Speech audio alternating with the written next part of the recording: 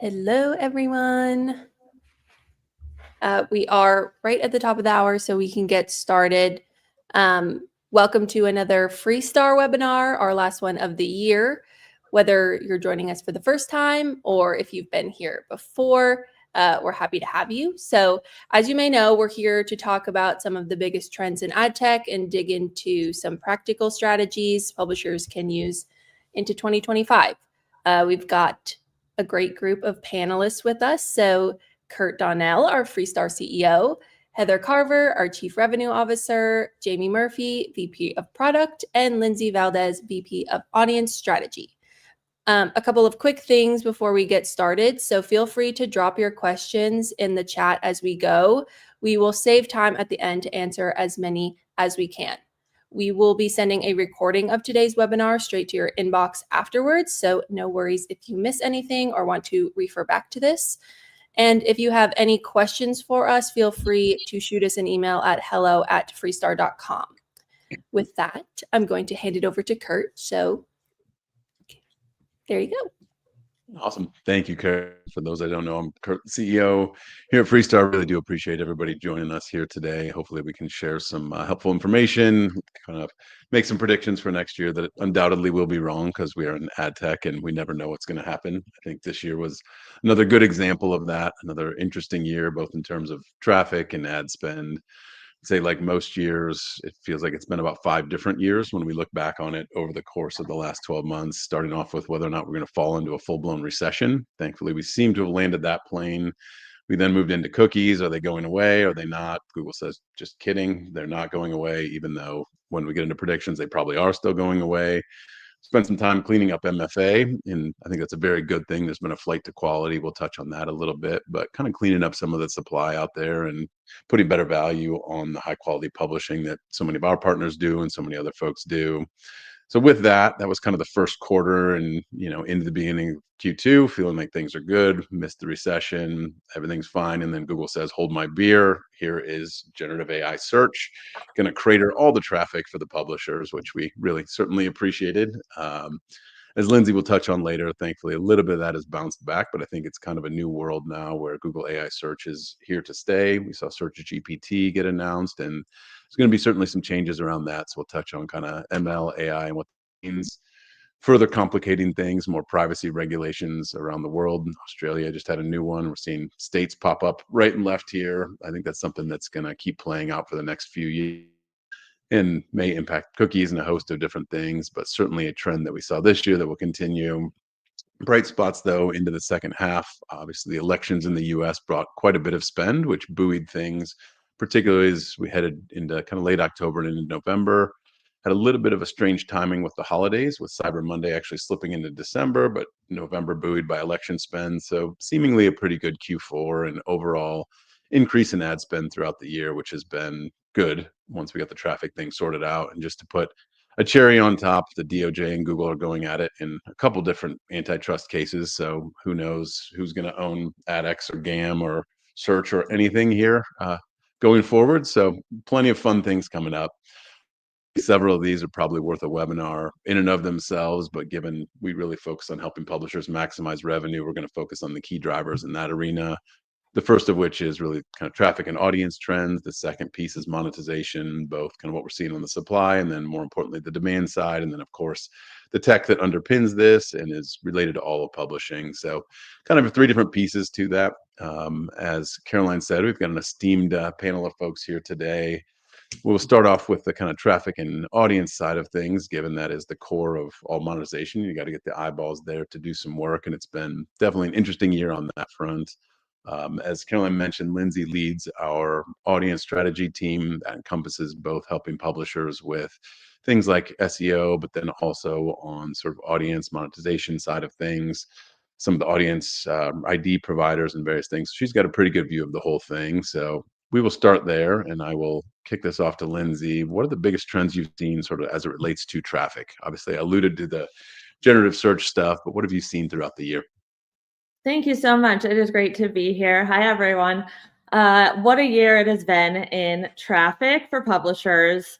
Man, I would say it started after even ending 2023 with a ton of updates. It went right into this year, and Google has had 4 algorithm updates or 5 over this year, several related to spam and core updates. Traffic overall, I believe publishers have had to really look at their own businesses and website quality to truly understand where their audience is and where they should reach them. We had, as you alluded to, an algorithm update in August. I'll start there. So that was one that had focused and somewhat had been let's see, people had discussed that it had been about like Google taking into the consideration all the things that they had taken away from publishers and got wrong since the April update, which was when Google had the AI overviews into the algorithm updates. So a lot came about with just general trust. We have had a lot of publishers actually see recovery since August. And that was what it was rumored to be, the search result that kind of turned things around for some publishers. I was looking at it over the last week. We have about 4 out of the top 20 publishers that saw declines since August in organic traffic. And as an entire network, our organic traffic is up about 35%. This has some to do with I try to do my best to like get the election sites and the ones that really skewed heavy. So the number is likely a little lower. But publishers did see some gains in those areas, that had really taken serious the trends that we had seen earlier in the year, which was sites that had used AI generated content and just put it all over their sites. Sites like that were penalized in the spam updates. Forums that were left open and had lots of spam content. These are the ones that have seen declines in this past year. I would say that also one more trend, the general sentiment has been a complete mixture. I want to recognize the publishers that have not survived what Google has done. And there's just been so much chatter around them changing their search results and kind of turning their backs on publishers after all the years people invested in SEO, right? An entire industry was built to kind of appease the search results for Google to then just take the content and the clicks away. I think we're at a point where publishers can expect less click-through from search results. Like that's not going to be something that's controllable.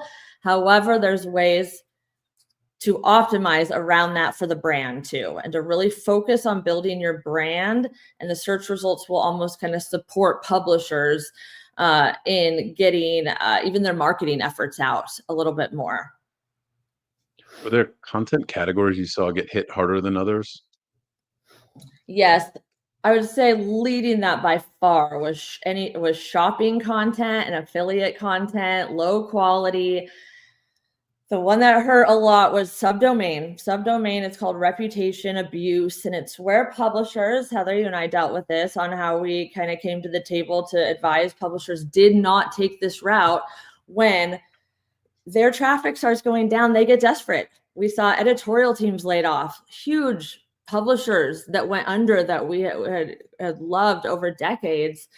And so they got desperate and they started farming, like building a subdomain and taking another set, like third-party tech. I have many experiences with this, in which it was all of a sudden you had a random store or like a game. We had a publisher that has like you can play a game completely unrelated to their site.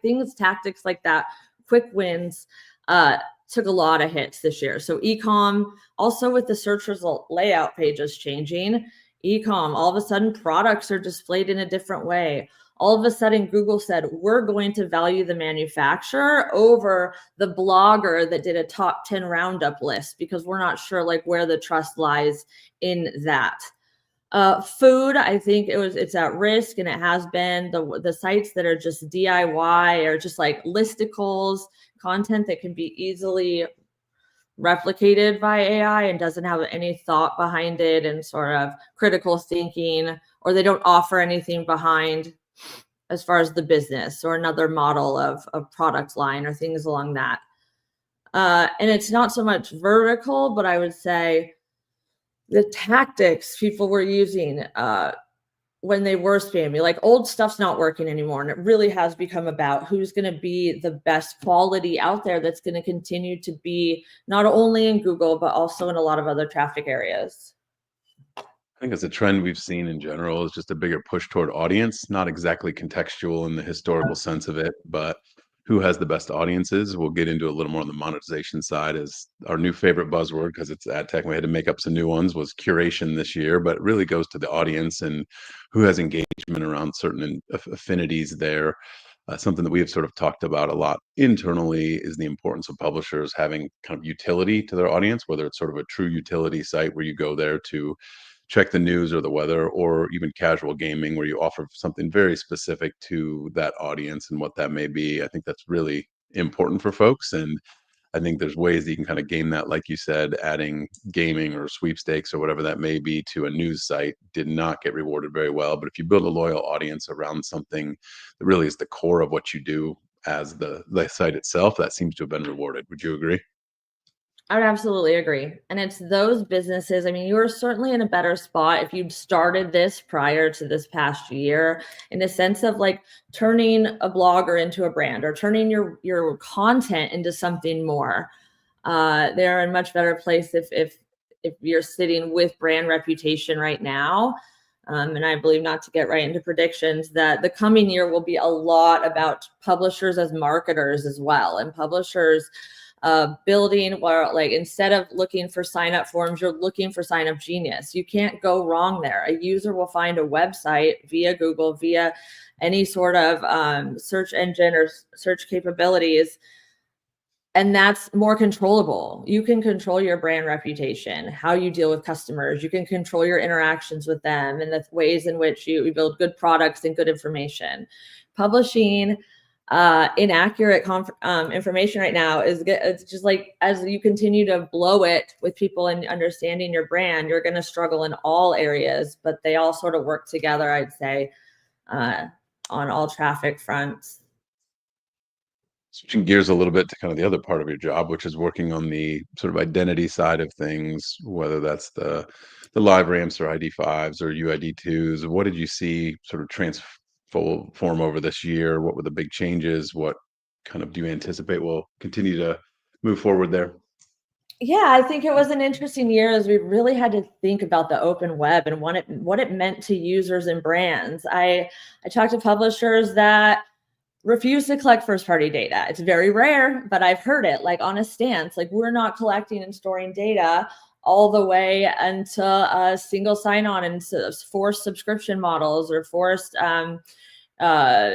newsletter signups in order to continue to read and things like that. So we've worked with publishers on both fronts, both working with them to find the way and the perfect time to not, at the expense of your user, ask for that first party data. We've talked to them about not collecting data you don't need. If you don't have a plan, you don't need 15 boxes. You don't need their data, and that kind of like handle that with just more care and consideration has been a storyline. I think when Google said that there wasn't that imminent date coming to end third-party cookies, the conversation kind of became more natural. And I loved that shift. I loved seeing it where it wasn't like this bunch of panic around it, but like, hey, let's slow down and think about the ways in which we want to collect.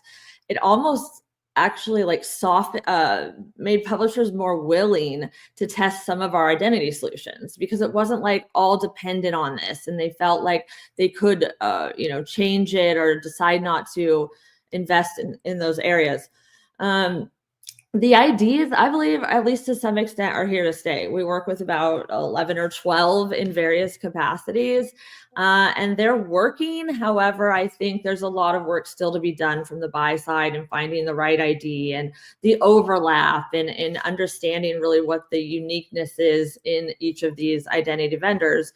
We saw what happened with SPO in the same sense of, I believe it will continue to finding the vendors and partners that you trust, and using them, and then that connection with the buy side, really understanding what advertisers are spending on. And that's something that we're investing more in here. It's just the strategy of understanding what they're looking for, what signals they want. Freestar has a ton of data that we collect. Doesn't mean that it needs to be, again, just like I said, taken, stored, passed if there's not a plan behind it. So those are the bigger things that stood out on identity, continuing to get data by a true connection with your audience and then monetizing it with a partner that can really maximize the buyer demand. I think that was always a bit of the challenge with cookies going away, is the buy side wasn't ready for it. And at the end of the day, the sneaky secret is Google runs the biggest advertising business in the world, and they weren't going to screw their advertisers. They care about us publishers a little bit. They really care about their advertisers, and they couldn't take away cookies and the signals needed to buy attribution and all those things without that bit sorted, which I think was the real reason we saw cookies get pushed out.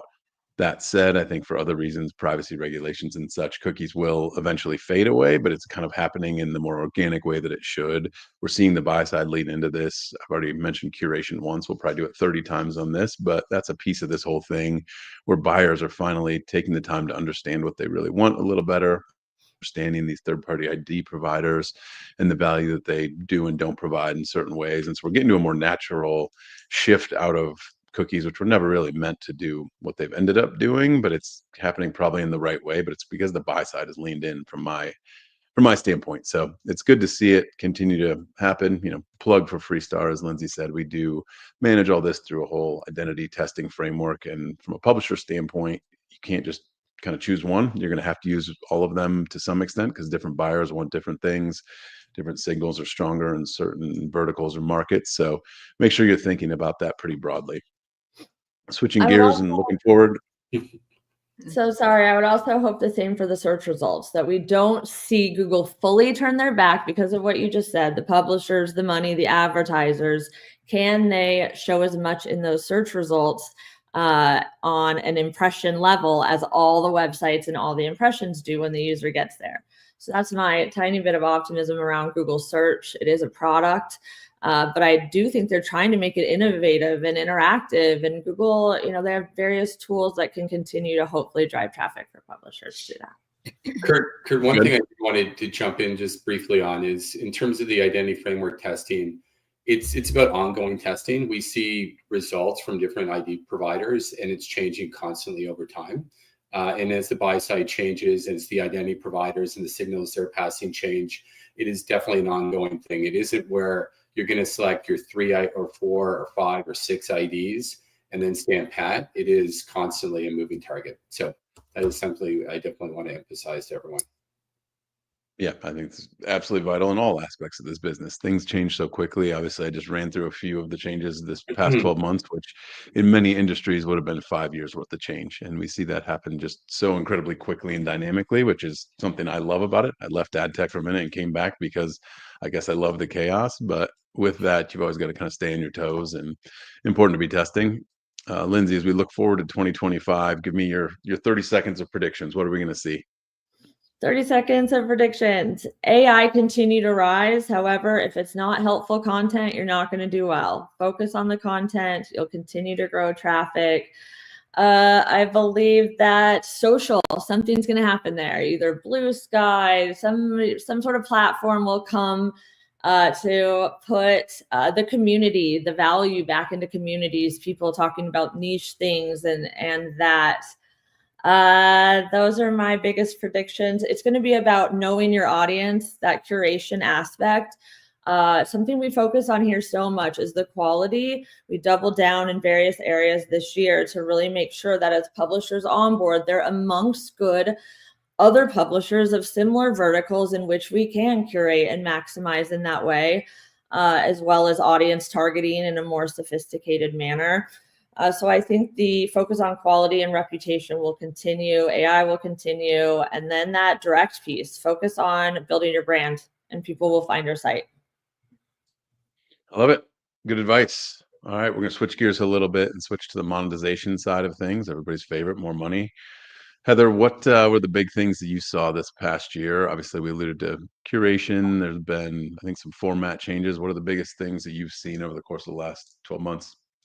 Yeah, I'd say the biggest things in terms of monetization, just say it again, probably say it 10 more times, is curation, a lot of change in video growth and multi-format sizes.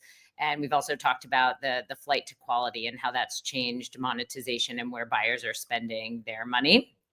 And with curation, there's a lot of news about it recently, but it's been around for years in the form of, during my SSP days, it was always called auction packages. But you've really seen an increase in this curation, especially as, with privacy initiatives and supply path optimization, not as much addressability.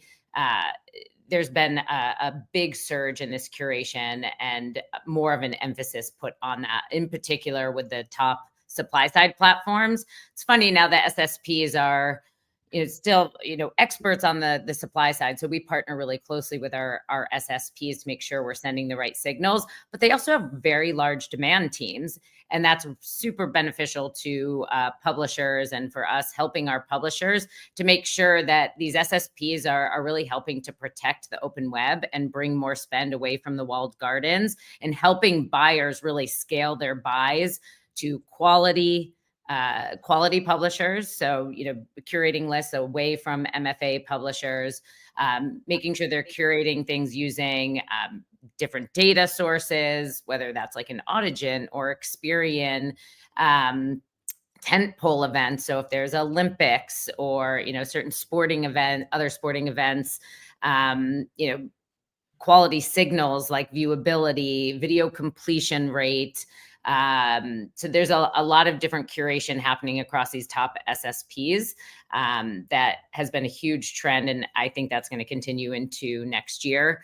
So again, I think a big focus is making sure, with Freestar, a big focus of ours is to make sure that we're sending all of the right signals and we're partnering really closely with those SSPs and even some of our DSPs that we have direct relationships with, like Trade Desk and Yahoo, and ensuring that we're passing through the right signals and we're packaging up our supply in the right way to really maximize yield. So a big portion of our inventory, I would say about 40% of our inventory now is Deal ID enabled, which also allows more of our inventory to make it from the SSP to the DSP, because the DSPs have specific budgets against these Deal IDs. So that's another way to really ensure that in a world of throttling and QPS limitations, we're really allowing more of our supply to get through to the buyers because we are feeding the SSPs, what then the SSPs then feed the DSPs exactly what they want in terms of, quality signals and inventory.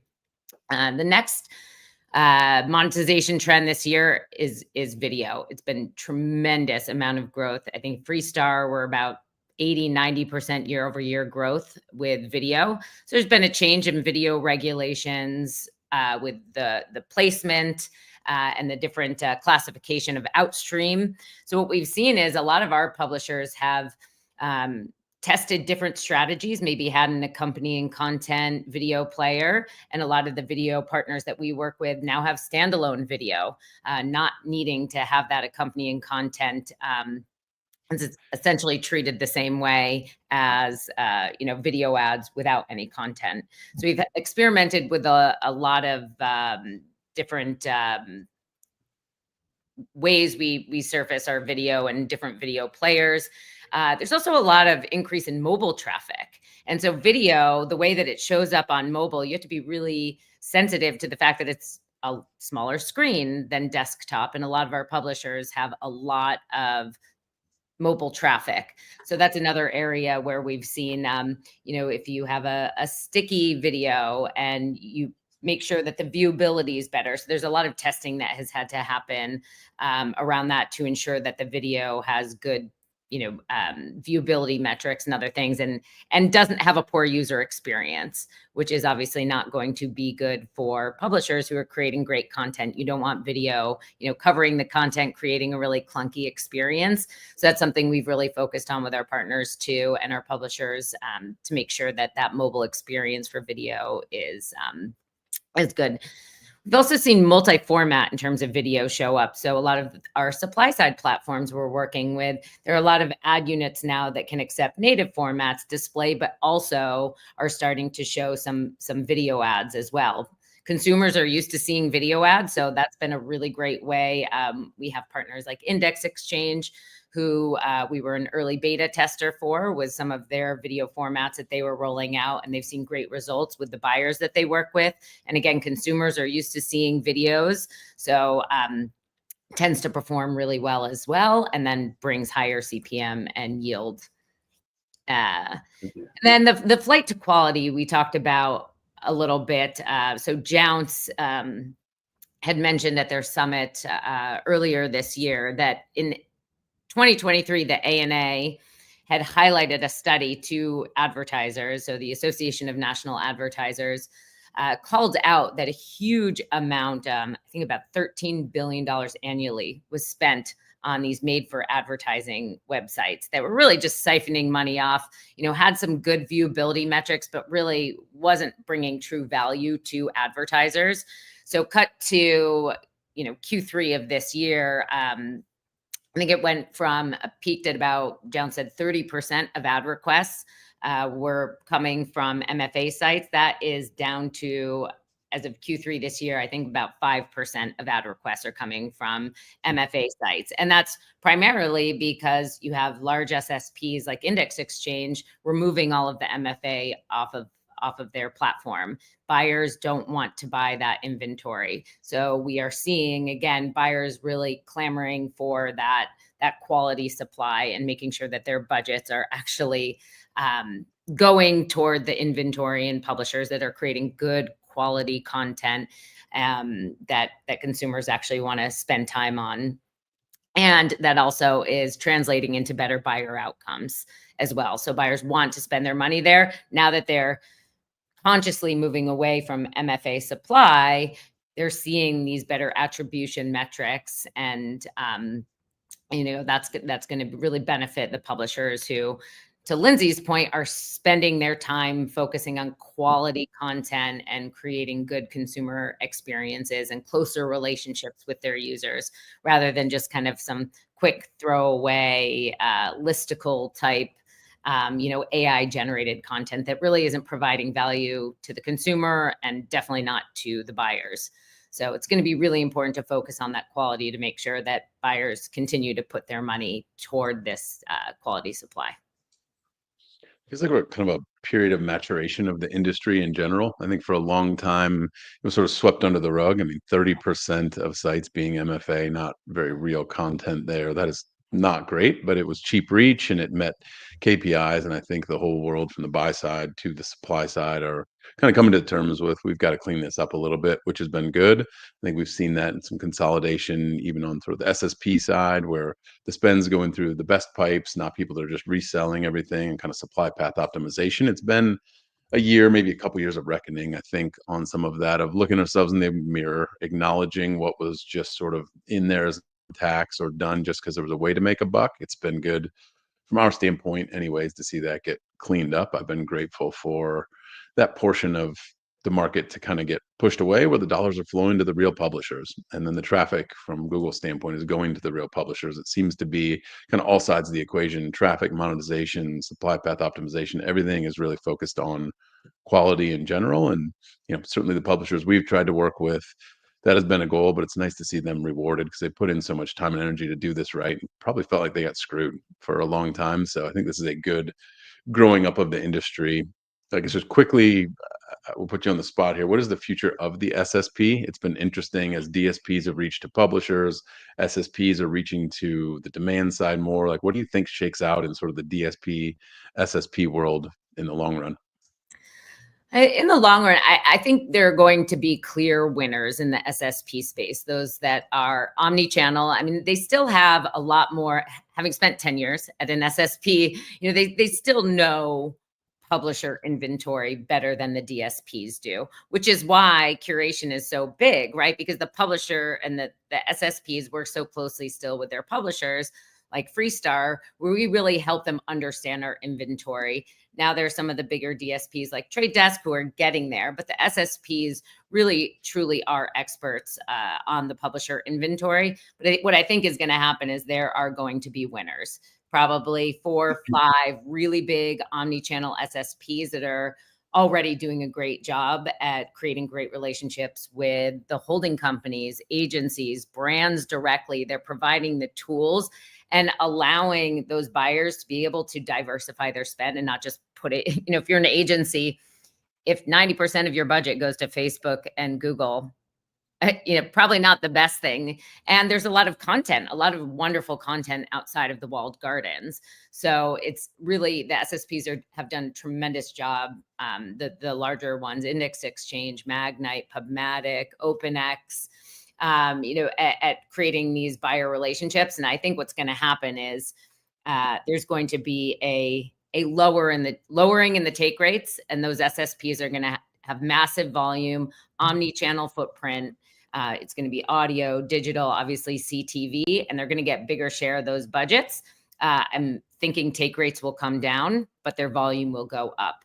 So that's what I see. I think there will always be some niche players. There'll be some consolidation, but those SSPs, the bigger ones, I think are going to continue to do really well by partnering closely with their publisher partners and being the experts and helping the DSPs and the brands and the agencies to better manage their spend and make sure they're reaching the right audiences. Again, whether it's for tentpole events, if it's for, just making sure that they're not spending on MFA sites, if there's attention metrics or, other kind of data signals that they're looking for, the SSPs do a really nice job at curating spend. So I think we're going to continue to see curation be a huge part of where the market goes next year. That was something that really, I believe our demand team did so well this year, is really understanding and working with our audience team to see the supply and to see the metrics behind them and to work really well on behalf of those publisher segments to expose them to the SSPs when the publishers don't have those relationships. That was something that was just newer this year, to really tighten up our process and how publishers come in. They get added to packages, they get exposed to our demand team, who then goes to the SSPs. It was, I agree. It's a maturing of the industry in many different ways. It's been very good. Something you were obviously talking about video a little bit ago. For publishers that haven't played with video in the past, it does not get the negative reaction from users that people often think it will. It's become the norm, as Heather said, but you do want to be thoughtful, and you can often make materially more money by reducing maybe 2 display ads and putting 1 video ad in, given the CPMs tend to be 3 to 4 times. So it is not just add more. More is not always more in this instance. I think it's being very thoughtful about the user experience and what does that look like over time, protecting your audience. But as Lindsay can attest from the audience sort of development side of things, it does not typically have a negative impact. And if you're thoughtful about introducing it, it can be materially additive to the revenue side of things without being detrimental to user experience. So for anybody that hasn't tested it, I would definitely put a plug in for that, whether you're working with Freestar or not. As you head into 2025, the dollars just keep flowing there. All the dollars that rushed into CTV are continuing to look for very performant places, and online video is one of those that continues to be a win, as CTV inventory either is proven to be pretty expensive for the performance it gets, or there's too many dollars and they have to go find another home. So play with video next year. That is a recommendation here. Heather, you gave some predictions a little bit on the SSP side. Anything else you got predictions for 2025? Lindsay can probably extrapolate a little bit more on this, but one of the things I think we'll definitely see moving into next year is a decline in Google search. We're already seeing it, but there's some predictions I've read that the search decline in 2025, Google's search dominance will go down by about 50%. So we're already seeing some of our publishers testing, new social platforms like Blue Sky and seeing really good results with that. There was a quote about Boston Globe, who's testing the Meta Threads, but even with new Blue Skies, the social platform, a lot of people have recently flocked to, they're seeing really, really good conversions to driving traffic to their site. Consumers are going to go to Amazon, or they're going to go to the social platforms to do search. So there's going to be new interesting ways that publishers are going to experiment with to bring traffic to their site and not be reliant on Google. Lindsay, I don't know if you have anything, any of your kind of predictions or thoughts on that. I had wrote down decentralization as sort of a broad trend, and diversification alongside of that, and that people are just like this moment of maybe more willingness to try a different search engine, or maybe a new search engine will come out with a new layout that feels more like Google Discover, like that's just kind of a social engine. I think that could have some traffic increases. No, but I think that's good. The aspect of community, and really people will like prove themselves out that they value connections with other people. And just because Twitter X got completely toxic in this environment, it doesn't mean that they don't want to be in those areas. I think Facebook groups are like one of the last remaining helpful things of that platform that's like actually useful for people because they connect. So whether you offer some sort of forum on your own site in a certain way, or that engagement or commenting, some like they will crave that. So I don't think it's like the end of social by any means. I think something will come. Yeah, so I think it is important to kind of look at some of those other platforms like Blue Sky and others to see if there's ways to, create that community and then bring that community back to your website to drive traffic. I think ChatGPT opened a lot of people's eyes. Google didn't introduce generative AI search because they wanted to, they had to. They were a threat finally in their business of people finding information in a different way. They've had generative search, their AI search for years. They just didn't have to roll it out until all of a sudden, OpenAI comes out, and then there's a B2C version of AI that people are using. Like, oh crap, we got to figure out. AI is really good at some things, not great at others. One thing it's really good at is collating and making it easy to find. And so that has forced Google's hand on the search side. And then they sort of kind of hurting publishers, Lindsay said, gave some back. So it's going to be an interesting push and pull here over time. But I think experimentation, both in terms of traffic sources, ID provider, and then the demand side is important too, of making sure we see where the dollars are going to funnel. And it's an interesting time of testing, which is a good, I guess, segue into Jamie. What have you seen more on the tech side of the world? Obviously, you spend a lot of your time testing things. We run about 25 million experiments a week inside of Freestar on any number of different variables. But what have been your big takeaways throughout 2024? Yeah, I think, us being more focused and working with our publishers on increasing the density of high impact formats has been a huge one. We talked a lot about video, but things like interstitials, sort of flying carpet, making sure that we're extending higher CPM formats to mobile has been a really big push. And we've been pleasantly surprised. I know it's been echoed, but their UX has always been the concern in the past. And we just haven't seen that. And I think, especially when you think of younger demographics that are video first, it's accepted, and it's an experience that a lot of visitors and users are used to seeing. So, especially within mobile, I think it's critical if you want to monetize mobile, especially with the amount of space that you have on the screen. So that's been a really big one, and I expect. We'll see. We saw it this year, but I expect with next year, with the push between video in general from the demand side, is that we're going to have more. We're going to have more video supply, but we're also going to have more video demand. And I think that's been key. In previous years, fill rate around video has been a limiter, and we're seeing that less and less of an impact. So being able to have more instances of video across your site and doing it in an intelligent manner is something that we saw this last year, and it's a trend we expect to continue in the coming year. In terms of other trends, I think we talked a lot about maturation, and I think what we saw this year, but especially I think next year, it's going to be a maturation of a lot of the trends that we've been seeing, right? So AI made a big splash this year. We're going to see people get more used to it and understand how to use it, and user behavior is going to be driven more by it. There's a lot of experimentation, so that's I think critical on the AI front. In terms of third-party cookie alternatives, I know we're talking about curation, but we're really talking about replacing third-party cookies and moving away. Same thing there. when it comes to maturation. You know, we've had a ton of discussions with partners and solutions of how are we going to fill this gap? What are we going to do? And we've talked about it obviously on the buy side, but we've also talked about it with a lot of partners and vendors. And it was hard to actually validate what worked and what wasn't working because the buy side wasn't spending on it. We had third-party cookies that were still the path that they were spending against. They had better targeting through third-party cookies. And so now with the buy side that's looking to diversify, they're looking towards curation, they're looking for different signals. Everyone realizes that third-party cookies are going to be moving away, or at least becoming less and less important.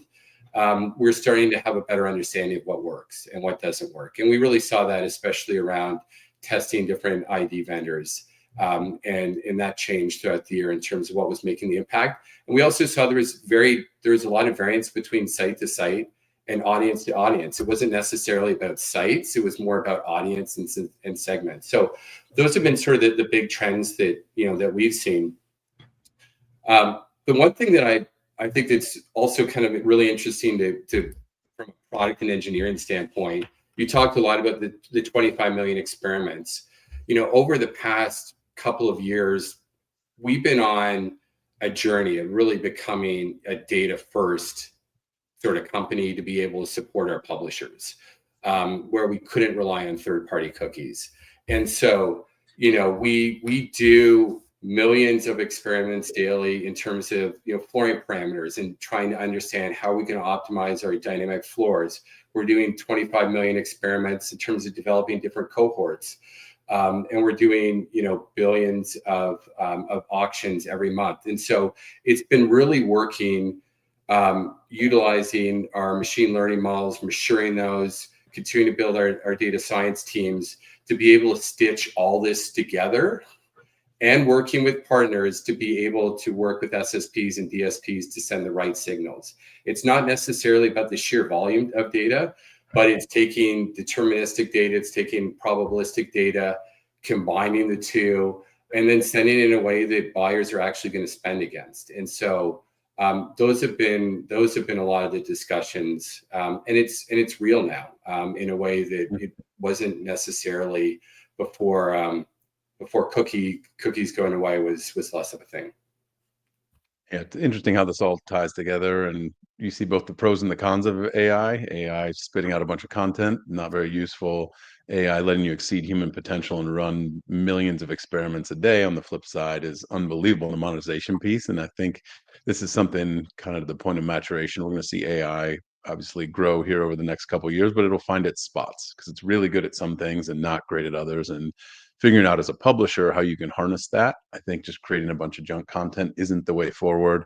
But if you can find ways that you can personalize the content and use AI to do a better job there, or layouts to understand that you should be monetizing this type of traffic differently than that, I think that stuff's important. And then, of course, always optimizing sort of the auctions as much as you possibly can to capture the value of different users, whether that's by geo, device type, connection speed, any of those different things. Trying to figure out the right auction for each user is important, and something we've certainly put a lot of time and energy in on our side, and we've seen just huge returns, and would encourage every publisher out there, whether partnering with somebody or themselves, to try to use that piece of AI really effectively here. And it's just getting smarter every day, obviously. Jamie, any of your... Yeah, I think that's a really good point to touch on, that, you know, we've focused on quality, we've focused on curation, but you still need to make sure you're monetizing all of your inventory as much as possible. And so when we talk about experiments and building cohorts by geo, by connection speed, by device, we want to get more granular there to be able to maximize the revenue and yield as much as possible. And so that's really getting down to understanding the value of a user. And so when we talk about stitching all this data together, it's understanding the value of the users so that we can increase monetization.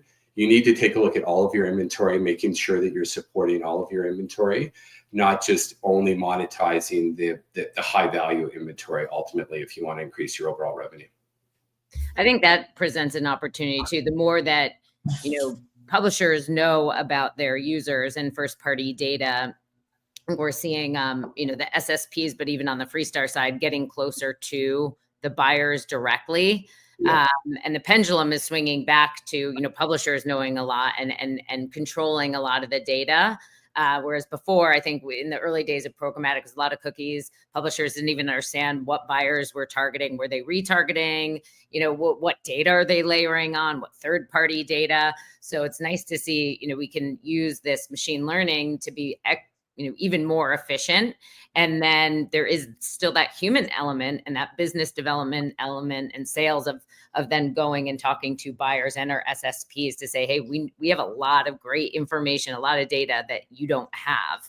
And we can get to that faster using AI and then presenting that to the buyer. So that's going to be a lot more of the strategies next year. Publishers doing more private marketplaces or having some interesting strategies directly with the SSPs and or brands and agencies directly, and surfacing these signals and doing it at scale.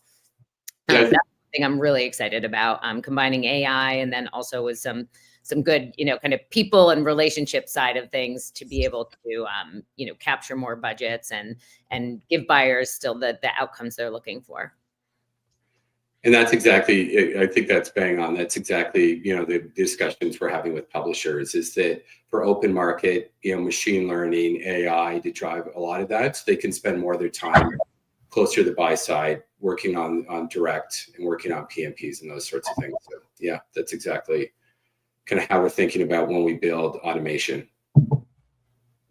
Awesome. Obviously, want to leave a little bit of time here for questions at the end. I think we had to recap sort of the things we've talked about. I think quality is at the core of sort of everything we do, really on the publishing side, even on the demand side, making sure you're working with quality demand sources, not just resellers, making sure you're working with the right ID providers that are doing the right things, not ID bridging and all of that. So I think a flight to quality in all aspects is key. I think both sides of the AI coin are something that we're going to see continue to evolve here over time. And then just building that audience relationship, I think, is so important, both from keeping people coming back, more like building newsletters, first party data, and then also knowing what that audience looks like from a curation standpoint, being able to take that to market. I think those are really key themes here that we've seen evolve throughout the year, and I think we'll carry on into next year.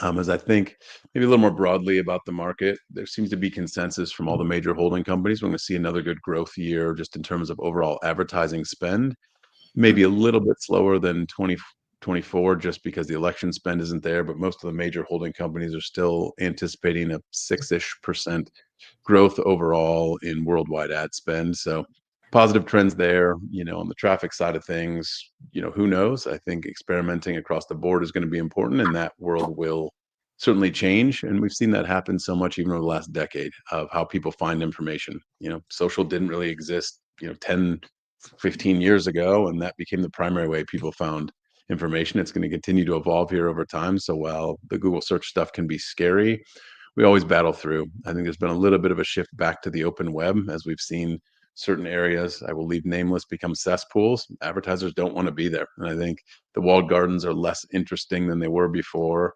The flip side also is that there is better targeting in the open web, where whether through curation or something else, you can go find that audience you want that Facebook was amazing at doing. They could find you the exact audience you wanted of that affinity group. And I think that's easier to do outside of the walled gardens with probably some more brand safety now, which is great.